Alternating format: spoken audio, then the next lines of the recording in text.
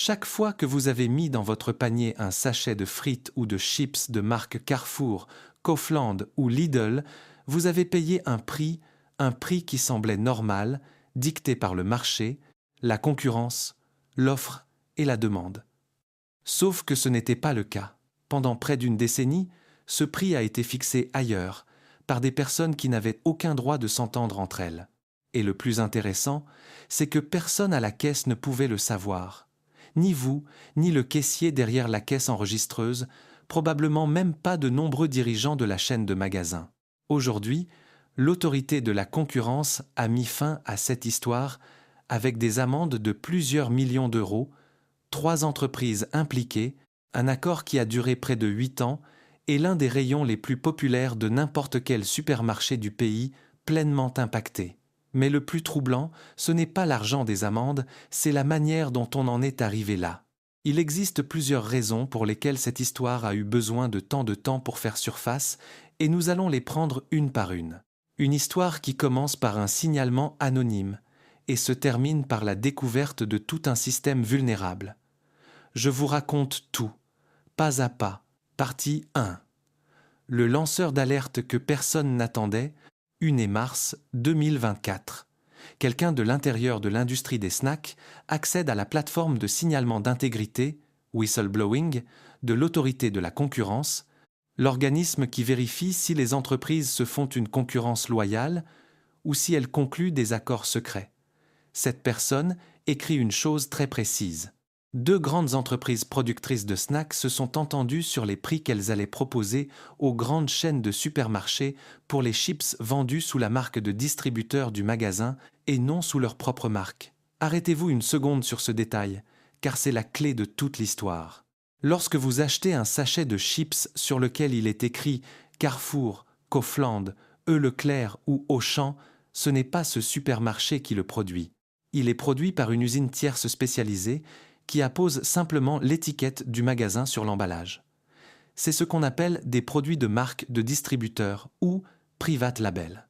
Vous achetez pratiquement un produit réalisé par un grand transformateur de pommes de terre, mais emballé avec le logo du distributeur. Et le signalement disait que ces producteurs, au lieu de se faire concurrence pour offrir le prix le plus bas à Carrefour ou Kaufland, discutaient entre eux une pratique interdite par la législation sur la protection de la concurrence. Les inspecteurs de l'autorité de la concurrence prennent le signalement au sérieux et c'est là que commence la véritable enquête. Partie 2. Le pacte qui devait rester secret.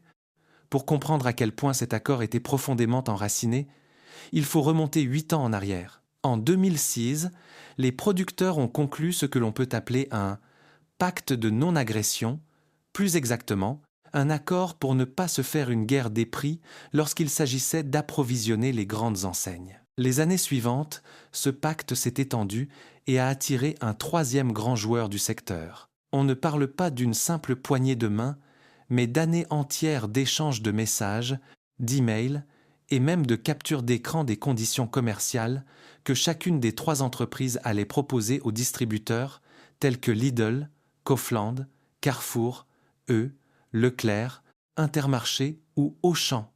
Ils s'envoyaient à l'avance les chiffres avec lesquels ils avaient l'intention d'aller à la table des négociations. Imaginez une enchère où les participants s'envoient des messages avant de lever la main, afin de déterminer à l'avance qui doit gagner et à quel prix. L'objectif était simple: orienter les contrats de fourniture, attribuer à l'avance le réseau de magasins alloué à chacun et les conditions afférentes, sans les tracas entraînés par une vraie concurrence.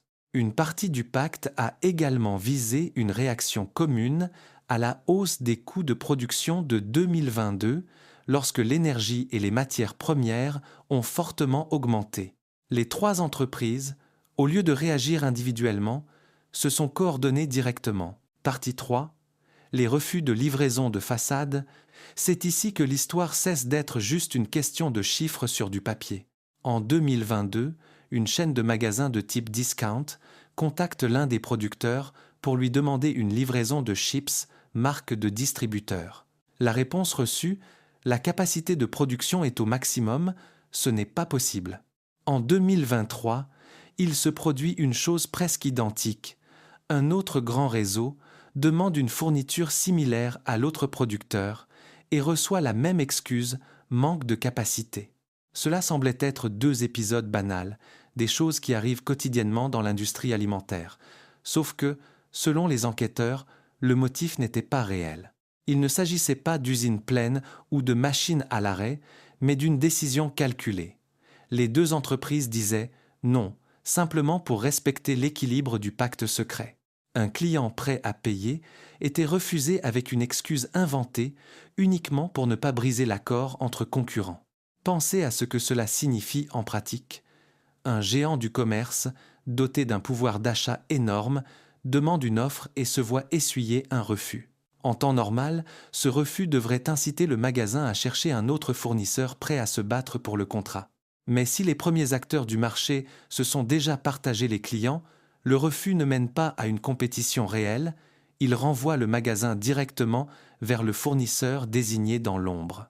La concurrence, qui devrait maintenir les prix bas, est annulée avant même de commencer. Les producteurs s'étaient partagés les distributeurs comme des parts de gâteau. L'un livrait principalement à des chaînes comme Kaufland, Lidl et Carrefour. Un autre courait les réseaux régionaux ou discount comme Aldi et Leader Price, et le troisième livrait à Leclerc, Auchan et Cora. Si vous étiez un client fidèle de Carrefour ou Kaufland et que vous achetiez des chips marque de distributeur, votre fournisseur n'avait aucune pression pour se battre pour ce contrat. Le prix que vous payez ne provenait pas d'une mise en concurrence équitable. Avant d'aller plus loin, je voulais vous dire que j'ai rassemblé tout ce que vous devez savoir dans un guide pratique, le Code des achats, 120 pages, dans lesquelles je vous explique comment lire n'importe quelle étiquette, quels ingrédients éviter, les astuces que les supermarchés utilisent pour vous faire dépenser plus et bien d'autres détails. Vous le trouverez au lien dans la description. Partie 4. Pourquoi personne dans la direction des magasins ne s'en est rendu compte? Il est facile de se demander comment les chaînes de supermarchés ne l'ont-elles pas remarqué?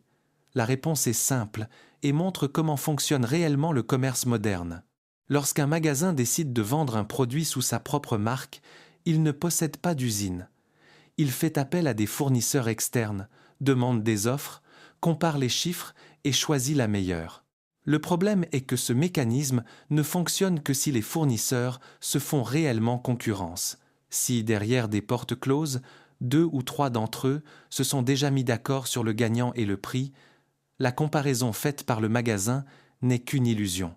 Un responsable des achats reçoit les offres, les évalue sur le papier et signe. Il n'a aucun moyen de savoir si, derrière ces propositions, il y a eu une discussion secrète entre concurrents une semaine plus tôt. Il existe au moins 3 raisons pour lesquelles un tel accord peut rester invisible pendant des années. 1. Les prix ne paraissent pas exagérés. Ils restent dans une fourchette qui semble raisonnable, donc ils ne s'attirent aucune suspicion. 2. Les documents déposés lors de l'appel d'offres sont impeccables sur le plan formel. 3. D'autres producteurs indépendants qui auraient pu offrir des prix plus bas sont balayés du marché par des excuses liées au manque de capacité de production. Aucune alarme ne se déclenche lorsqu'une offre arrive propre et à temps. L'alarme ne s'allume que lorsque quelqu'un de l'intérieur décide de parler. Partie 5. Combien valait vraiment ce marché? Parlons chiffres. Le marché des chips et des snacks salés pèse des centaines de millions d'euros par an. Au sein de ce marché, les produits de marques de distributeurs représentent plus d'un tiers des ventes sur certaines catégories, avec une croissance accélérée. Nous ne parlons pas d'un coin oublié du rayon, mais d'une des catégories les plus grandes et les plus rentables des supermarchés. Les 3 entreprises impliquées n'étaient pas des producteurs anonymes. C'étaient les principaux fournisseurs de snacks salés, marques de distributeurs du pays, cumulant des chiffres d'affaires gigantesques. Quand 3 acteurs de cette taille se coordonnent, l'effet se fait sentir sur tout le rayon des snacks. Ces dernières années, de plus en plus de familles ont choisi les produits de marques de distributeurs des supermarchés à la place des marques renommées. Ils sont moins chers. Et en période de forte inflation, cette différence compte à la caisse. Les chips de marque Carrefour, Kaufland ou Lidl sont devenus le choix naturel grâce à la promesse d'un prix plus bas. Mais cette promesse n'est valable que si le prix réduit résulte d'un marché fonctionnel. S'il résulte d'un accord secret, Votre avantage en tant qu'acheteur s'amenuise sans que vous n'en ayez la moindre idée. Partie 6. Les perquisitions des inspecteurs et des autorités. Le 26 septembre 2024, l'autorité de la concurrence transforme le signalement anonyme en enquête officielle. Des inspections inopinées sont organisées, avec l'appui des organes de contrôle qui entrent physiquement dans les sièges des entreprises suspectées pour saisir des documents, des ordinateurs et de la correspondance interne. L'enquête a mis au jour des preuves, écrites montrant que l'accord fonctionnait depuis des années. Les enquêteurs ont trouvé des emails, des messages, des captures d'écran et des documents qui montraient noir sur blanc les conditions commerciales établies en commun avant d'être envoyés au supermarché. Ce type de preuve transforme n'importe quelle suspicion en un dossier inattaquable. Au cours de l'investigation, 2 des 3 entreprises ont décidé de coopérer avec les autorités, fournissant des preuves supplémentaires en échange d'une réduction de l'amende finale, grâce au programme de clémence, le mécanisme par lequel le premier qui reconnaît les faits et apporte des preuves paie moins. La 3e entreprise n'a pas bénéficié de cette réduction. Partie 7. La facture finale. Le 28 avril 2026, l'autorité de la concurrence clôture le dossier. Les amendes totales dépassent 23 millions d'euros. L'autorité a défini l'accord comme secret, unique, complexe et continue non pas une erreur isolée, mais un système maintenu et caché des années durant. La valeur maximale des amendes aurait pu être bien plus élevée, mais la coopération offerte par les 2 premiers producteurs a réduit leur pénalité. La 3e entreprise a écopé d'une sanction proportionnellement plus lourde. Partie 8. Ce qui est confirmé et ce qui ne l'est pas, ici, nous devons être très précis. Confirmé. Les 3 entreprises ont coordonné pendant des années les propositions de prix destinées aux grands supermarchés, Carrefour, Kaufland, Lidl, etc. Confirmé, elles se sont partagées les clients, définissant à l'avance qui approvisionne qui.